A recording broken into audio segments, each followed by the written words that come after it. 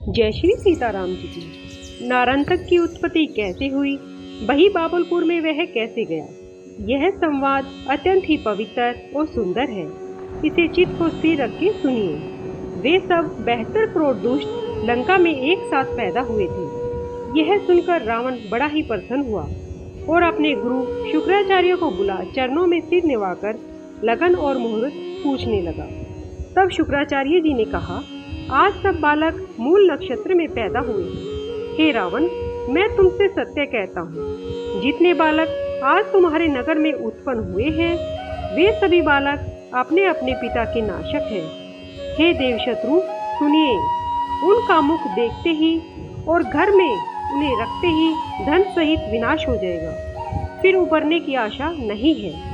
तब रावण ने यह कहा, और सब लोग यह काम शीघ्र करो कि सब बालकों को बटोर लाओ, उनके रखने से अत्यंत हानि होगी। रावण की आज्ञा पाकर सेवक तुरंत उनके चरणों में सिर नवाकर दौड़े।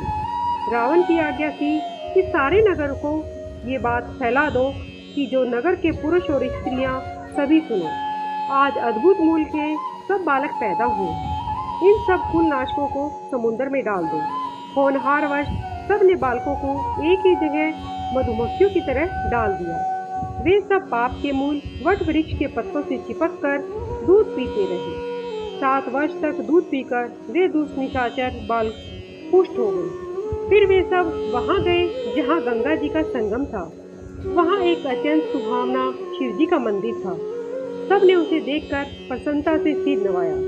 वे अपनी उत्पत्ति नहीं जानते हैं, मन में विचार करते हैं, और वे उनके पास गए जिनका रविवार से 6वां वार विदित है, अर्थात शुक्राचार्य जी के पास गए। दैत्यों के गुरु अपने शिष्यों को पहचान लेते हैं और प्रणाम करने पर आशीर्वाद देते हैं। शुक्राचार्य जी ने अपना नाम कहकर सबको समझाया। उन्होंने कुल गुरु जानकर उनकी सुंदर विनती की। उन्होंने सिर निवाकर अपनी उत्पत्ति पूछी तो शुक्राचार्य जी ने सब बात कह सुनाई। वे अपना वृत्तांत सुनकर लज्जित हो गए। उनकी चेष्टा देखकर शुक्राचार्य जी ने उनका सम्मान किया। उनको संतुष्ट करके गुरु ने मंत्र दिया। शिक्षा पाकर वे चले गए। सब ने संदेह त्याग कर ज्ञान प्राप्त किया। तब ब्रह्मा जी के वे सब प्रेमी हो गए। वे एक आसन से निराधार बैठे रहे। इस बाती से हजारों वर्ष तक तप किया। फिर केवल श्वास धारण करके बिना भोजन किए वो काफी दिनों तक मुख के बल खड़े रहे। एक पैर से पृथ्वी पर खड़े रहे। उनके तप को अत्यंत उग्र विचार कर ब्रह्मा जी ने मन में मुस्कुराते हुए उनके निकट गए। हंस पर चढ़े, कमंडल हाथ में लिए, चारों माथों पर पवित्र श्वेत मुकुट को धारण किए हैं। ब्रह्मा जी के 4 मुख, सुंदर 8 आंखें, चारों मस्तकों पर भस्म के श्वेत टीके हैं।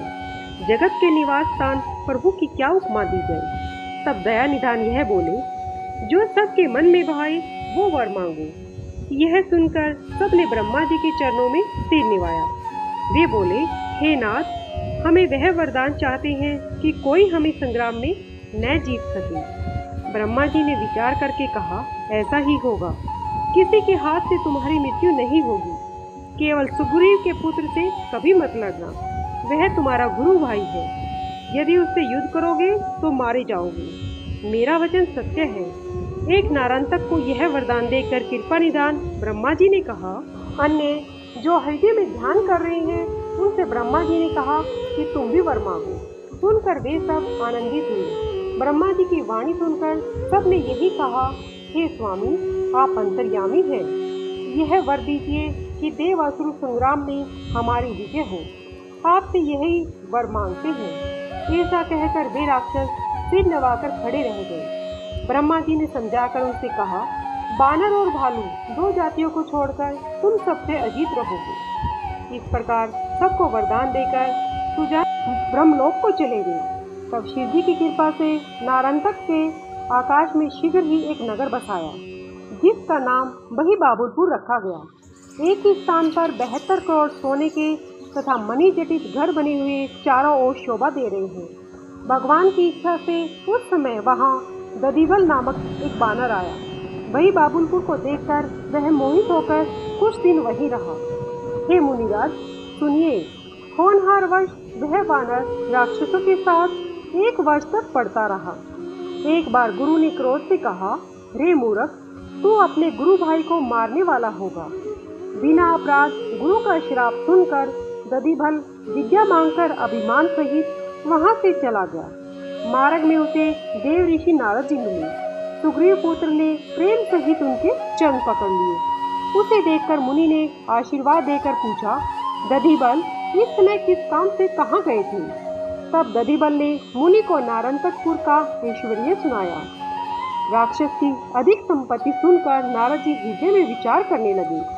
एक क्षण विचार कर मुनि ने बारंबार भगवान का स्मरण किया। दधिबल से नारद जी बोले, हे तात, मन लगाकर सुनो। जो शरीर पाकर भगवान के भक्त नहीं हुए, उनके जन्म जगत में वृथा ही गए हैं। हे तात, यह विचार कर राम जी को भजो। मुनि की बात सुनकर दधिबल को ज्ञान उत्पन्न हुआ। तो वह ऋषि के चरणों का स्पर्श करके आशीर्वाद करके प्रसन्न होकर चल पड़ा। शीघ्र ही वानर वहां पहुंचा जहां सागर के बीच सुंदर पर्वत था। धवलागिरी नामक मनोहर पर्वत को देखकर श्रेष्ठ कपि मन में बहुत ही प्रसन्न हुआ। श्री शिव और पार्वती जी तथा रघुनाथ जी का स्मरण करके वह मन में प्रसन्न होकर वहां रहने लगा। नारद जी उसे उपदेश देकर ब्रह्मलोक को चले गए। उधर रावण पुत्र नारंतक विद्या पाकर जहां तहां लड़ाई करने लगा। रावण का दूत वहां आया और सभा को देखकर विशेष चकित हुआ। जय श्री सीताराम जी की।